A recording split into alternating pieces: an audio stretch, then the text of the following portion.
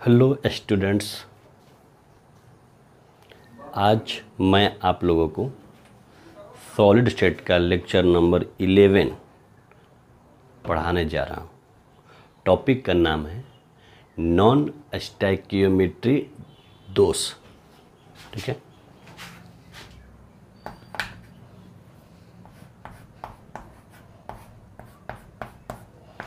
Non stoichiometry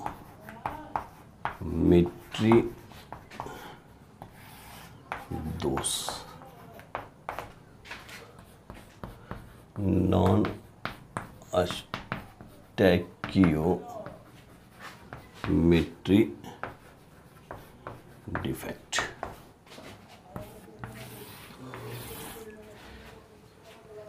इसके पहले वाले वीडियो में हम आप लोगों को स्टोइकियोमेट्री दोष पढ़ाए हैं।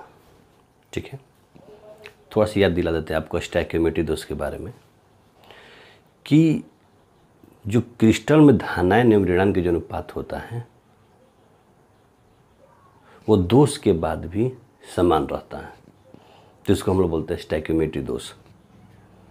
ठीक है, आज हम लोग पढ़ेंगे नॉन स्टोइकियोमेट्री दोष।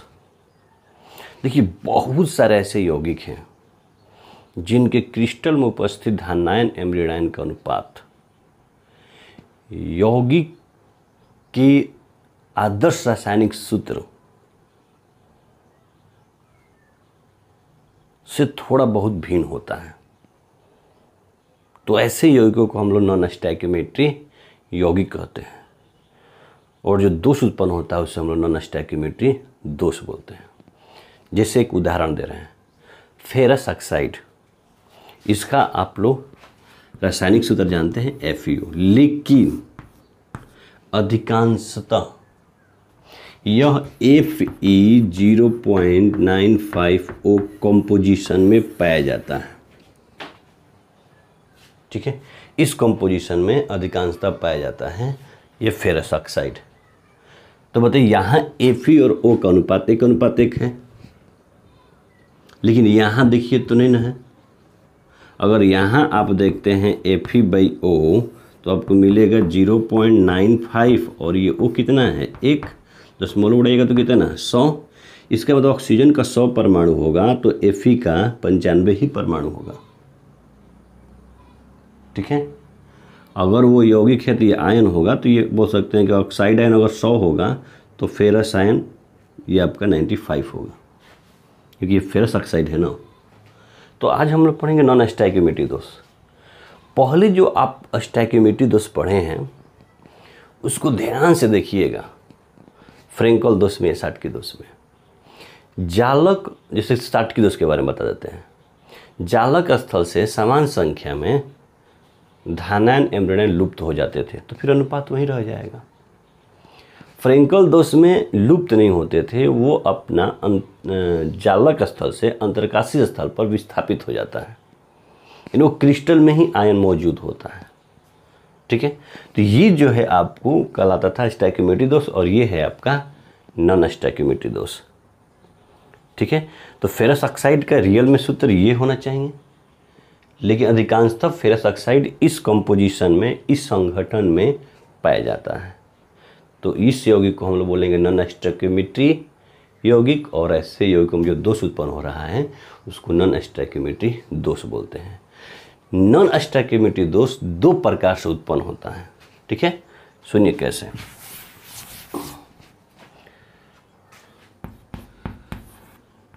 एक होता धातु आधिक्य दोष, सुनिएगा ध्यान से, और दूसरा होता है धातु न्यूनता दोष।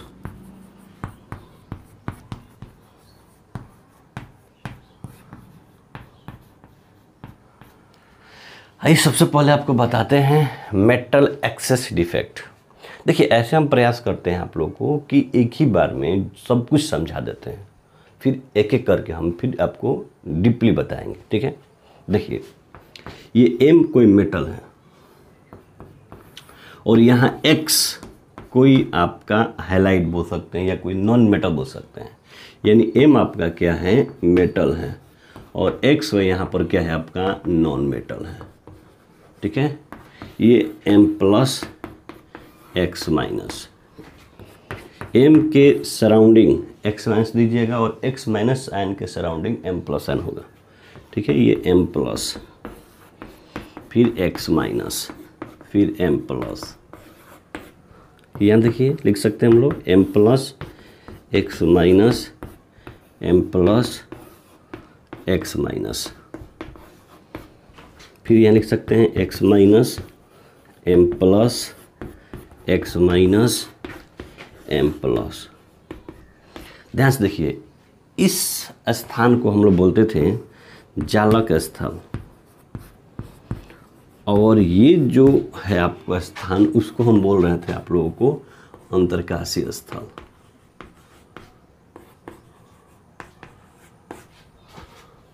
ठीक है, अब सुनिए ध्यान से, धातु अधिक के दोष, इसके बारे में समझिए। यह दोष दो तरीकों से उत्पन्न होता है।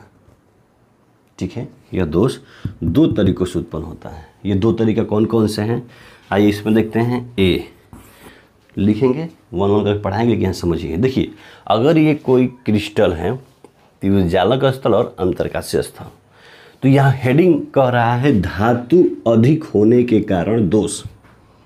तो धातु अधिक कब होगा?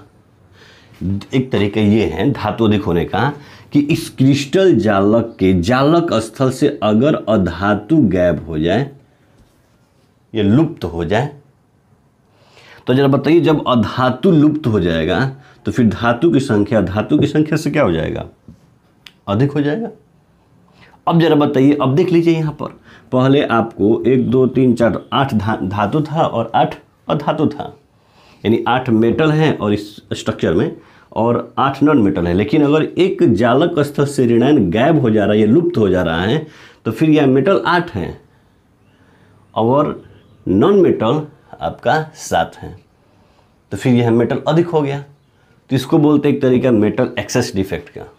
हाँ, एक बात ध्यान दीजिएगा, दोष उत्पन्न होगा लेकिन क्रिस्टल की विद्युत उदासीनता हमेशा कायम रहेगी। अब यहाँ विद्युत उदासीनता कायम नहीं है, धनायन अधिक है और ऋणायन कम है।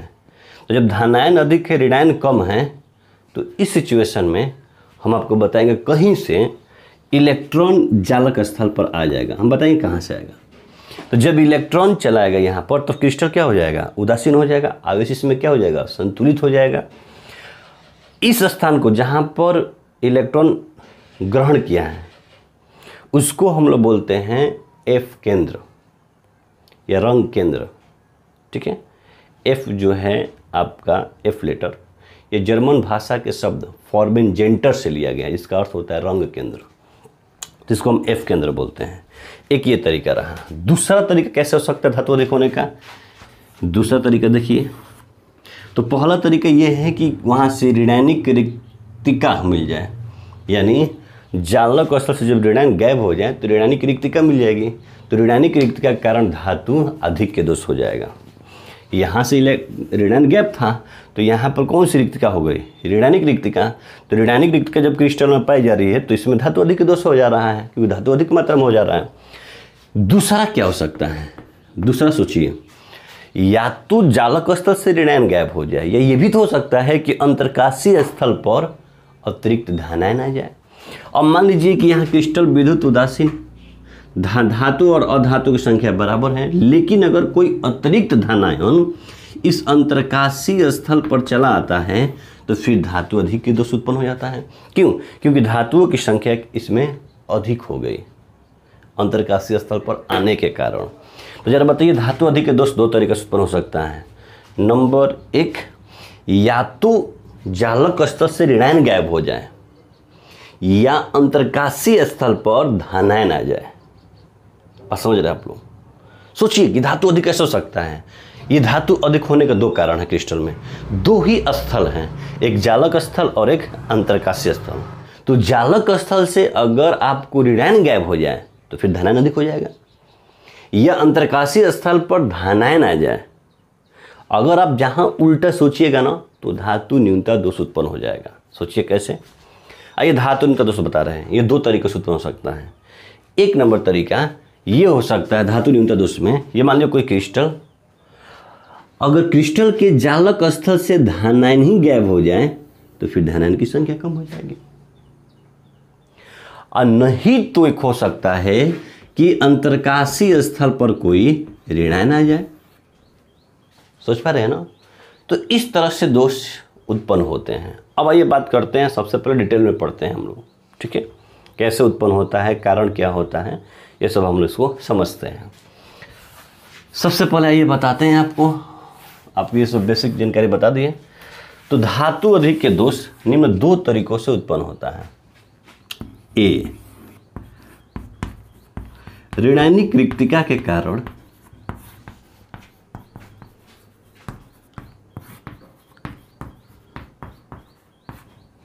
धातु अधिक के दोष।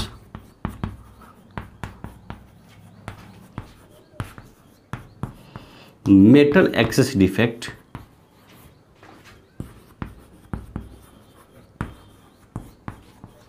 Due to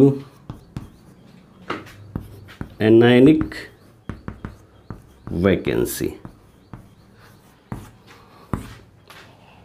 metal excess defect due to anionic vacancy. देखिए, कह रहा है कि ऋणायनिक रिक्तिका के कारण धातु अधिक दोष होगा। तो बताइए, ये पहले वाला था। अब बताइए आप लोग, ये देखिए, ये एक क्रिस्टल जालक है। अगर जालक स्थल से यहाँ से ऋणायन गैप हो जाए या लुप्त हो जाए तो बताइए ऋणायनिक रिक्तिका हो जाएगी उत्पन्न। क्रिस्टल की विद्युत उदासीनता कायम रहेगी हर दोष में। ध्यान दीजिएगा, हम बताएंगे कैसे आपको कायम रहेगी। तो क्रिस्टल की विद्युत उदासीनता कायम रहेगी तो होगा क्या, जहाँ से ऋणायनिक रिक्तिका गायब होगी वहाँ पर एक अयुग्मित इलेक्ट्रॉन, मतलब सिंगल इलेक्ट्रॉन द्वारा वह स्थान ग्रहण कर लिया जाएगा। और जब अयुग्मित इलेक्ट्रॉन द्वारा ऋणायनिक रिक्तिका भर ली जाती है तो उस स्थान को हम लोग कहते हैं क्या, एफ केंद्र। एफ बताए हैं, एफ लेटर जर्मन भाषा के शब्द फॉर्मेंजेंटर से लिया गया है जिसका अर्थ होता है रंग केंद्र, ठीक है। तो इसे हम लोग एफ केंद्र बोलते हैं। अब आप लोग सोचते होंगे क्रिस्टल की उदासीन हो गया, जितना धनायन है उतना ही ऋणायन है, क्रिस्टल क्या हो गया, उदासीन हो गया। अब आप लोग सोचते होंगे कि सर ये इलेक्ट्रॉन कहाँ से आया, ठीक है, ये एक्स मेंस गया कहाँ पर, ये दिमाग में आता है क्वेश्चन। तो इसका सलूशन हम आपको बता रहे हैं, ये दोष कब उत्पन्न होता है, ठीक है। देखिए, जब नमक को सोडियम वाष्प के वातावरण में गर्म करते हैं, जैसे नमक क्रिस्टल बना लिए। नमक क्रिस्टल बनाने का सबसे आसान तरीका यह है, नमक का जलीय विलयन लेकर और उसको संतृप्त जलीय विलयन लेकर और उसको जब ठंडा करते हैं, क्रिस्टलीकरण करते हैं, तो नमक का जब वो आपको क्रिस्टल प्राप्त होता है और उस क्रिस्टल को अगर हम सोडियम वाष्प के वातावरण में गर्म करते हैं तो इस प्रकार का दोष उत्पन्न होता है। तो इस प्रकार के दोष में क्या होता है, तो अभी यहाँ देखिए, आपको हम उदाहरण बता रहे हैं।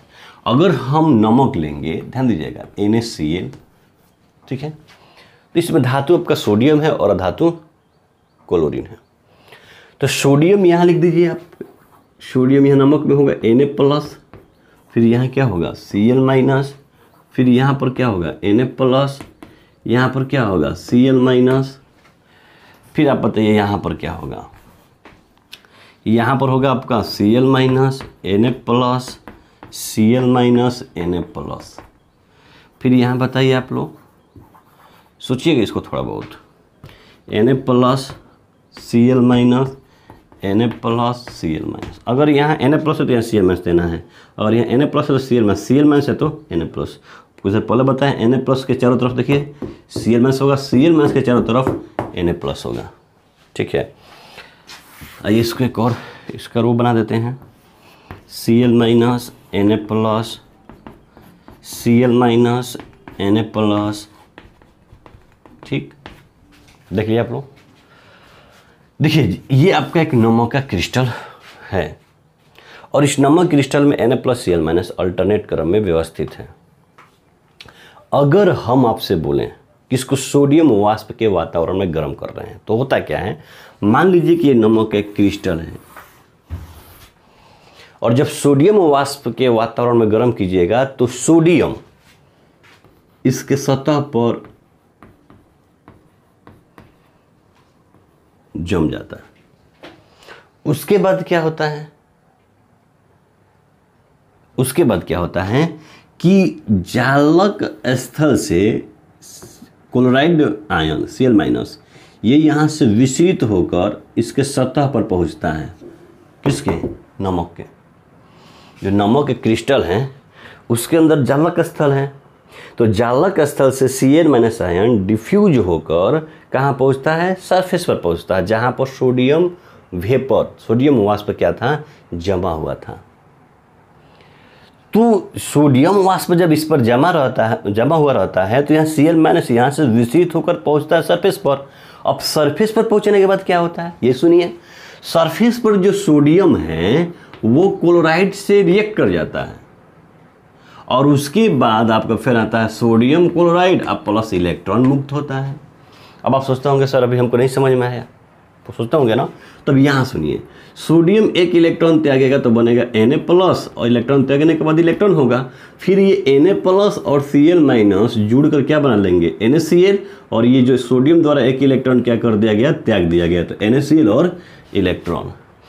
अब यहाँ सरफेस पर हो जाएगा Na, यहाँ पहुँचा प्लस Cl-, ये मिला NaCl अब प्लस इलेक्ट्रॉन। अब ये इलेक्ट्रॉन यहाँ से फिर डिफ्यूज होगा, जहाँ पर Cl- जहाँ से गया था ना वही स्थान इलेक्ट्रॉन द्वारा भर लिया जाएगा और इसी को हम लोग बोलते हैं F केंद्र। तो अगर आपसे कोई पूछे F केंद्र क्या है तो बोलिएगा कि जब ऋणायनिक रिक्तिका, क्योंकि यहाँ से ऋणायन गैप हुआ था, जब ऋणायनिक रिक्तिका अयुग्मित इलेक्ट्रॉन या सिंगल इलेक्ट्रॉन द्वारा, ठीक है, ग्रहण कर ली जाती है। जब ऋणायनिक रिक्तिका अयुग्मित इलेक्ट्रॉन या सिंगल इलेक्ट्रॉन द्वारा ग्रहण कर ली जाती हैं तो इसे हम लोग F केंद्र कहते हैं। और F केंद्र ही क्रिस्टल को रंग प्रदान करता है। अब सोचिएगा, नमक एक बहुत ही बेहतर क्वेश्चन है आप लोगों के लिए, बोर्ड के लिए। पूछ देगा कि नमक कभी कभी पीला दिखाई देता है, ऐसा क्यों? तो आपका आंसर होगा F केंद्र के कारण।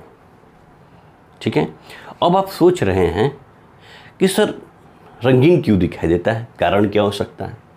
तो हम बता रहे इसका कारण। इसको हम देखेंगे कब? जब इस पर लाइट पड़ेगा, प्रकाश पड़ेगा।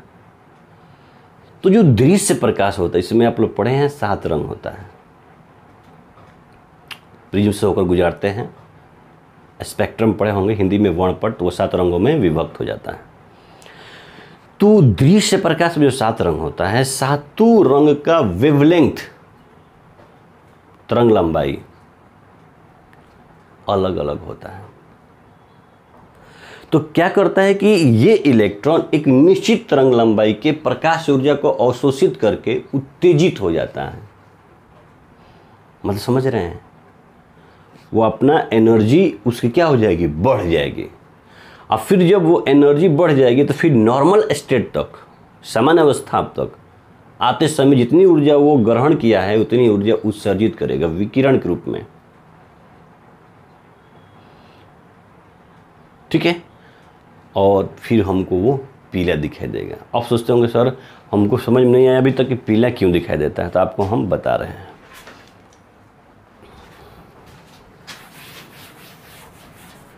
सुनिएगा ध्यान से। देखिए, एक मंसल व्हील बना लीजिए, उसमें आई मत दीजिएगा, इसको मंसल व्हील बोलते हैं। ठीक है, अगर हमको वो पीला दिखाई देता है, येलो दिखाई देता है, तो समझ लीजिए कि वो बैगनी रंग के वायलेट कलर के प्रकाश ऊर्जा को अवशोषित किया होगा। अगर इस कलर के प्रकाश ऊर्जा को अवशोषित करेगा तो फिर हमें इसका पूरा रंग ये दिखाई देगा। अगर इस कलर के प्रकाश ऊर्जा को अवशोषित करेगा तो हमको ये दिखाई देगा। अगर वो ग्रीन कलर के वेवलेंथ के लाइट को अगर वो अवशोषित करेगा तो फिर हमको ये रेड कलर दिखाई देगा। ठीक है, पूरक रंग कहलाता है। तो जो हम बताते हैं कि दृश्य प्रकाश में 7 रंग होते हैं, तो जब क्रिस्टल पर प्रकाश पड़ता है तो उसमें से किसी एक जो रंग है उसको, उस रंग के वेवलेंथ के लाइट को ये क्या करता है, अवशोषित करता है और ठीक इसका पूरक रंग हमको दिखाई देता है। तो अगर पीला दिखाई देता है तो समझ लीजिएगा कि आपको ये बैंगनी कलर के प्रकाश ऊर्जा को अवशोषित करता है। इसी तरह अगर लिथियम क्लोराइड के क्रिस्टल को लिथियम वाष्प के वातावरण में गर्म करते हैं तो गुलाबी दिखाई देता है। पोटेशियम क्लोराइड को पोटेशियम वाष्प के वातावरण में गर्म करने पर बैंगनी दिखाई देता है। तो एक अगर इसका कोई पूछे आंसर एक नंबर में बताइए तो लिख दीजिएगा due to F center, F केंद्र के कारण। ठीक है, तो अगर कोई पूछे कि सोडियम क्लोराइड के क्रिस्टल को सोडियम वाष्प के वातावरण में गर्म करने पर, तो बोलिएगा पीला दिखाई देता है। लिथियम क्लोराइड को लिथियम वाष्प के वातावरण में गर्म करने पर बोलिएगा पिंक दिखाई देता है। बोलेगा पोटेशियम क्लोराइड को पोटेशियम वाष्प के वातावरण में गर्म करने पर, तो बोलिएगा बैंगनी दिखाई देता है। दूसरा क्या हो सकता है, तो हम बताए थे आपको कि या तो जालक स्थल से ऋणायन गायब हो जाए या अंतरकाशीय स्थल पर धनायन आ जाए। मान लीजिए कि यहाँ Cl- है तो यहाँ दोनों की संख्या, धनायन ऋणायन की संख्या बराबर है, लेकिन अगर यहाँ पर धनायन आ जाएगा तो क्रिस्टल में धनायन की संख्या ऋणायन की संख्या से अधिक हो जाएगी। तो धनायन कौन होगा, धातु, तो फिर ये तो धातु अधिक के दोष हो जाएगा। ठीक है, तो आइए इसी तरह के एक उदाहरण हम आपको फिर बताने जा रहे हैं। आइए दूसरा टॉपिक हम लोग पढ़ते हैं। बी लिखेंगे इस पर अतिरिक्त धनायनों की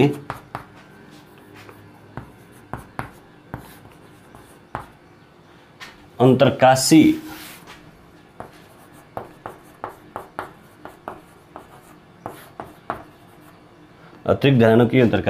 स्थलों पर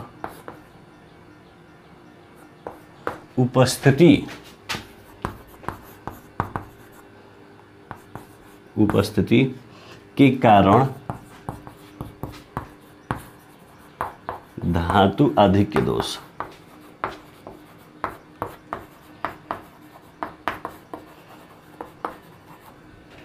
मेटल एक्सेस डिफेक्ट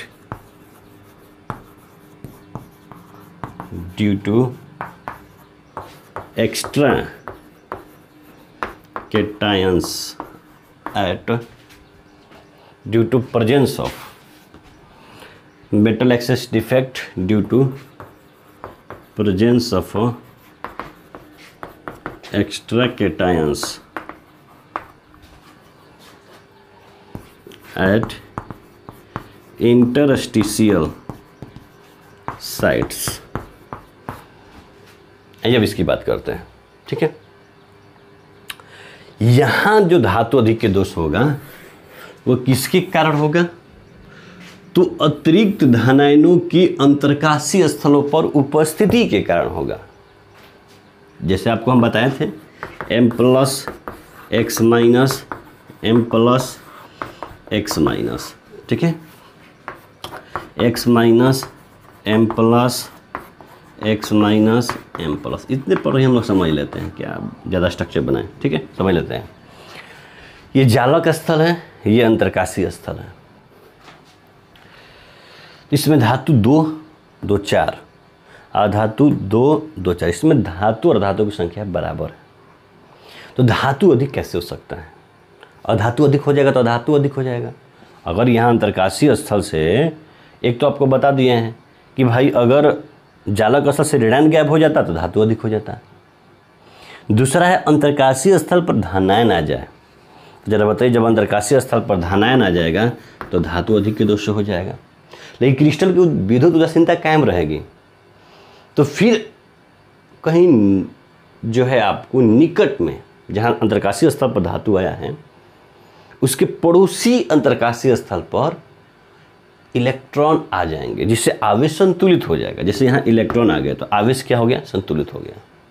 लेकिन धातु अभी भी अधातु से अधिक है, तो क्रिस्टल की विद्युत उदासीनता भी कायम रहती है। इसका एक उदाहरण देते हैं। देखिए कमरे बहुत इंपॉर्टेंट है, आपको VVI कर देते हैं। ये आपको बिहार बोर्ड में आप लोगों से पूछा जा सकता है। पूछा जाता है आप लोगों से कि जिंक ऑक्साइड को गर्म करने पर पीला दिखाई देता है, ऐसा क्यों? तो इसका आंसर हम आपको बता रहे हैं, 2 लाइन में इसका आंसर है, लेकिन पूरा इसका प्रोसेस समझ लीजिए। और लिखने के आप मतलब 2 ही लाइन लिखिएगा, बस हो जाएगा आपका आंसर। लेकिन डिटेल में इसका हम एक्सप्लेनेशन कर देते हैं। देखिए कमरे के ताप, जानते कमरे के ताप बोला जाता है 25 डिग्री सेल्सियस। कमरे के ताप पर जिंक ऑक्साइड सफ़ेद होता है, ठीक है, परंतु गर्म करने पर यह पीला दिखाई देता है, क्योंकि ऑक्सीजन निकल जाती है। सुनिएगा ध्यान से, सोचिएगा कैसे हम आपको बताते हैं। जिंक ऑक्साइड अगर हम इसको गर्म करेंगे तो इसमें से ऑक्सीजन निकल जाएगी, तो ऑक्सीजन एक ही है ना, तो ऑक्सीजन तो हमेशा निकलेगी O2 के रूप में। तो बैलेंस करने के लिए आप हाफ लगा दीजिएगा, बैलेंस हो गया। अब बताते हैं आपको, जिसमें अगर ऑक्सीजन निकलता है इसमें तो ऑक्साइड होगा, क्योंकि यहाँ Zn2+ है, यहाँ O2- है। तो या फिर Zn जो है आपको किस में बदल जाएगा, Zn2+ अब +2 इलेक्ट्रॉन। अब आप लोग सोच रहे होंगे ना, उस समय हम बता रहे थे ना इलेक्ट्रॉन कहाँ से आ रहा है। यहीं अगर Zn2+ अंतरकाशीय स्थल पर जाएगा तो फिर यही दोनों इलेक्ट्रॉन नज़दीक के 2 अंतरकाशीय स्थल पर इलेक्ट्रॉन चले आएंगे, नज़दीक के पड़ोसी अंतरकाशीय स्थल पर। मतलब यहाँ Zn2+ है तो कि इलेक्ट्रॉन यहाँ है कि इलेक्ट्रॉन यहाँ। ऐसा भी नहीं कि दोनों इलेक्ट्रॉन एक ही अंतरकाशीय स्थल पर आएंगे, ऐसा नहीं, ठीक है। तो ये जो है आपको 2 नज़दीक अंतरकाशीय स्थल पर दोनों इलेक्ट्रॉन चले आएंगे, और ऑक्सीजन गैस है तो ये निकल जाती है। तो अब ये जो है क्रिस्टल के अंतरकाशीय स्थल पर चला जाता है। तब बताइए Zn जब अंतरकाशीय स्थल पर चला आएगा तो फिर यहाँ O ऑक्साइड आयन की तुलना में Zn क्या हो जाएगा, अधिक हो जाएगा। जिंक ऑक्साइड में ऑक्सीजन घट जाएगा क्योंकि ऑक्सीजन निकल जा रहा है, और क्रिस्टल की विद्युत उदासीनता बनाए रखने के लिए 2 इलेक्ट्रॉन आ जाते हैं। इसलिए इसका सूत्र भी बदल जाता है। जब ये अगर मान लीजिए एक अधिक हो गया किसके तुलना में, ऑक्सीजन की तुलना में, तो इसका अब सूत्र हो जाता है Zn1 + XO।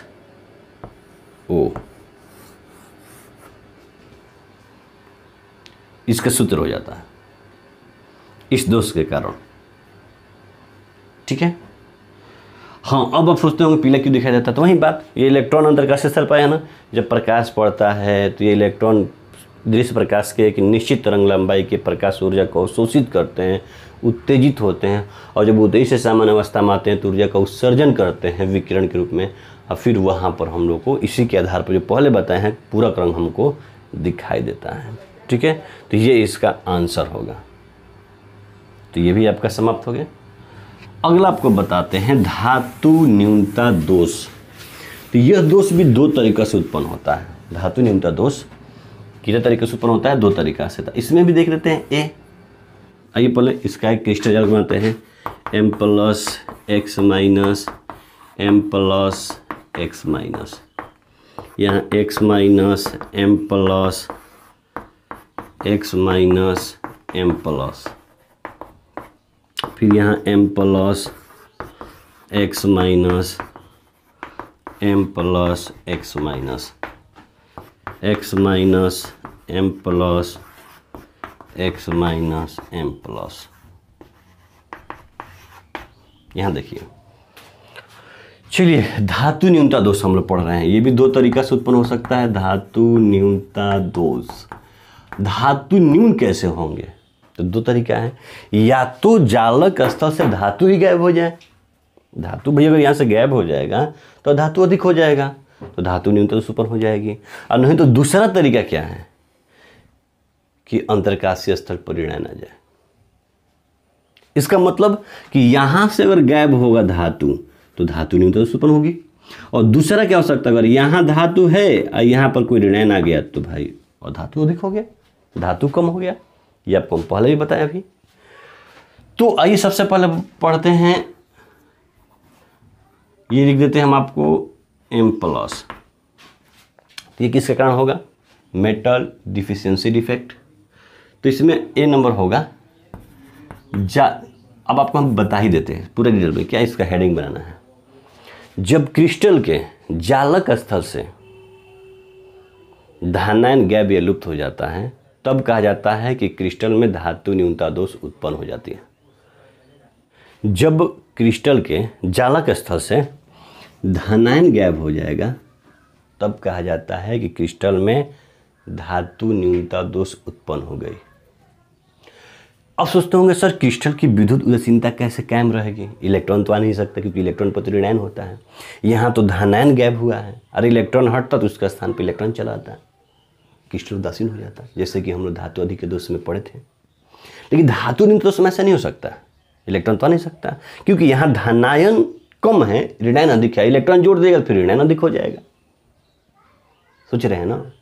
अब जैसे सपोज कीजिए यहाँ 4 आपका रोड बनाए हैं और एक में 2 धातु है, तो धातु आपका फिलहाल यहाँ इसमें कितना है? 8 है, और 8 में से एक धातु हट गया तो 7 ही धातु है ना, 7 ही धानायन है ना। लेकिन ऋणायन कितना है? 8 है ना। अगर इलेक्ट्रॉन हम ऐड करेंगे तो फिर ऋणायन कितना हो जाएगा? 9। फिर धातु तो कम हो जाएगा। तब क्या होता है सुनिए, क्रिस्टल की विद्युत उदासीनता कायम रखने के लिए धातु उच्च संयोजकता में परिवर्तित हो जाता है। कंफ्यूज मत होइएगा, हम आपको बता रहे हैं। तो जैसे यहाँ से धातु हटा तो ये धातु आपकी संयोजकता 1 था, अब इसकी मान लीजिए संयोजकता कितनी हो जाती है? 2 हो जाती है। तो अब ये जरा बताइए, अब क्रिस्टल उदासीन हो गया? क्रिस्टल तो उदासीन हो गए, लेकिन ये देखिए तो एक रिक्तिका दोष है क्योंकि जालक स्तर से परमाणु गायब है, क्रिस्टल विद्युत उदासीन है। अब सोचते होंगे सर ये दोष पाया कैसे जाता है, किन यौगिकों में पाया जाता है? यह दोष किन यौगिकों में पाया जाता है? तो ये दोष उन यौगिकों में पाया जाता है जिनमें कोई धातु हो और अपनी वो संयोजकता बदलने की क्षमता रखता हो, मतलब परिवर्तित संयोजकता दर्शाता हो। यह संक्रमण तत्वों का ही गुण है क्योंकि संक्रमण तत्व ही परिवर्तित संयोजकता या ऑक्सीकरण अवस्था प्रदर्शित करते हैं। जैसे आप लोग जानते होंगे 9 से पढ़ा है, आयरन की संयोजकता फेरस जब 2 भी होती हैं और आयरन की संयोजकता 3 भी होती हैं, जिसको हम लोग फेरस बोलते हैं और फेरिक बोलते हैं। तो फेरस में आयरन की संयोजकता 2 और फेरिक में आयरन की संयोजकता 3। अब इसी तरह कॉपर में क्यूप्रस रहता है तो इसकी संयोजकता हम लिखते हैं 1 और क्यूप्रिक रहता है तो इसकी संयोजकता लिखते हैं 2। तो क्यूप्रस 1 तो संयोजकता 1, क्यूप्रिक तो संयोजकता 2। तो ये केवल इस प्रकार का दोष, धातु न्यूनता दोष संक्रमण तत्वों के यौगिकों में ही पाया जाता है। सोच लीजिएगा, संक्रमण तत्व। अब सोचिएगा संक्रमण तत्व ही क्यों सर? तो बोलिएगा संक्रमण तत्व परिवर्तित संयोजकता या ऑक्सीकरण अवस्था प्रदर्शित करते हैं। ये हम आपको डी ब्लॉक में पढ़ाएंगे भी, ठीक है। तो ये जो है आपको कहलाएगा क्या? धातु न्यूनता दोष में। इसमें एक उदाहरण हम आपको देते हैं। इसका उदाहरण हम आपको शुरू में ही बता दिए हैं कि फेरस ऑक्साइड है।